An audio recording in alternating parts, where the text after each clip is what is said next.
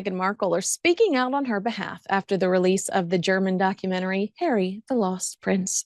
I describe it as divisive because, well, some royal watchers don't think the documentary went far enough in criticizing the former royals over the Grand Canyon-sized gap between their charitable pursuits and their luxe lifestyle. In case you missed it, the German documentary Harry, the Lost Prince criticizes the couple for using their royal titles and associations to make money to support their posh lives. They specifically note how visits to impoverished countries like Nigeria and Colombia visibly contradict Meghan's couture fashion show on full display as she holds hands with poverty-stricken children. And when it comes to Saint Meghan Markle, please acknowledge and/or award her a trophy for the 1-hour work week she's perfected for her charity Archewell, whose motto could be and should be show up, take credit. Some have argued that Di Davies, former head of royal protection, stood out in the documentary. He says that Prince Harry put a lot of people in jeopardy when he listed his kills in Afghanistan in spare. Meanwhile, others are quoting Ben McBean, a wounded soldier who flew home from Afghanistan with Prince Harry. McBean was critical of Harry's lack of loyalty in association with his brother, Prince William. But those aren't the comments keeping Meghan Markle up at night. According to OK, Little Miss Call Me Duchess feels hurt and betrayed over neighborhood gossip out of Montecito. One of the biggest revelations to come out of the documentary was the fact that Meghan is not very popular in her neighborhood and has not been involved in the community. Archewell repeats the term community impact constantly, yet Meghan is a stranger in her own community. Color me shocked. Richard Meinerds, one of the couple's Cali neighbors, told the documentary, "I personally don't think that Meghan is an asset to our community. She doesn't really go out or get involved with the community." This allegedly upset Meghan. Thoughts and prayers. A source close to Meghan told OK, Meghan feels hurt by a lot of people, but especially her neighbors, who she feels have betrayed her by telling people this rather than offering friendship and support. It was hard for her to make this move and have the eyes of the world on them. So she needed some friends, but obviously she was quite guarded because of what she'd been through. What had she been through? $1 million wedding, getting to live in a palace. During her first wedding, all she did was smoke J's in Jamaica. I think it was a glow up, okay? Both Meghan and Harry feel the show is yet another one-sided takedown of them and just want it all to stop. A source told the magazine. They added, "It's like they can't escape their past and are still being judged on things that happened over 5 years ago, but they know it gets people talking and makes money." Well, Meghan's neighbor was not likely paid for his participation in this documentary of the Sussexes. He added, "Meghan doesn't really go out or get involved. Harry has to a certain extent because he's quite jolly, but Meghan doesn't seem to be seen anywhere, and you don't really see him either." In response, the source told OK that RO's CEO is very wary of getting close to people and trusting them, and this documentary has confirmed she was right.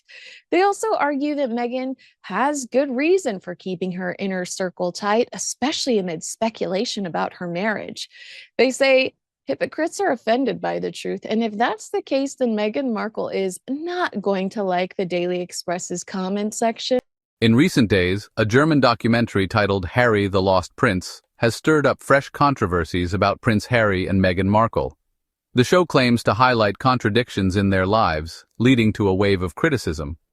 But how accurate are these claims, and are we seeing the full picture? Let's unpack this together.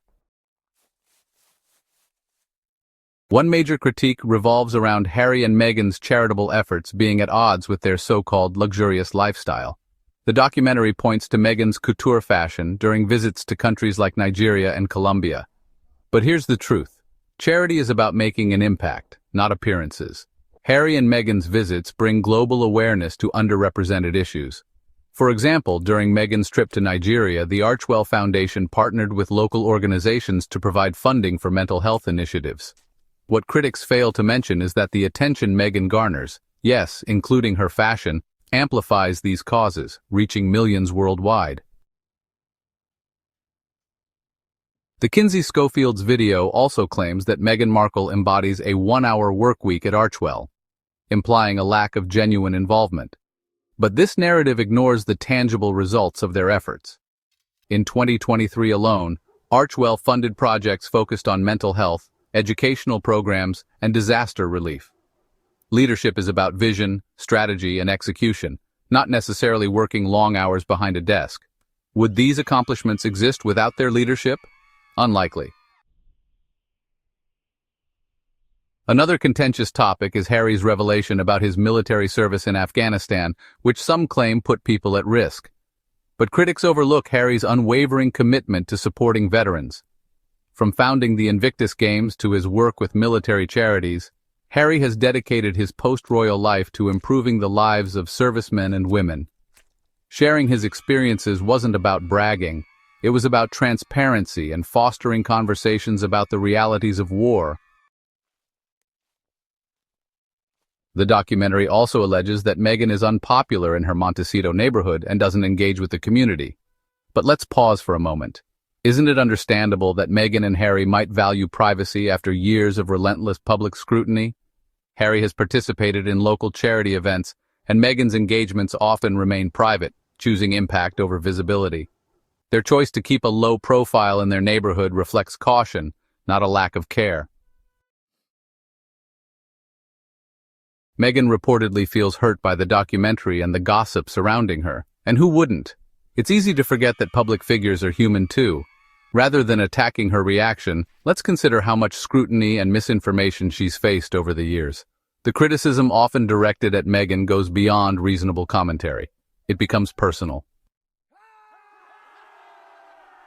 Lastly, there's the ongoing debate about Harry and Meghan retaining their royal titles. Critics argue they should relinquish them to escape their past. But their titles are part of their identity, not their motivation. Whether or not they use Duke and Duchess, Harry and Meghan's efforts stand on their own merit. They've built a platform to advocate for causes like mental health, gender equality, and racial justice, independent of royal expectations. Harry and Meghan's story is a reminder that there are always two sides to every narrative. They've faced criticism, but they've also sparked important conversations about mental health, media accountability, and systemic change. Instead of focusing on the negativity, let's celebrate the good they've done and continue to watch their journey unfold. Thank you for watching. Don't forget to like, subscribe, and share for more insightful content.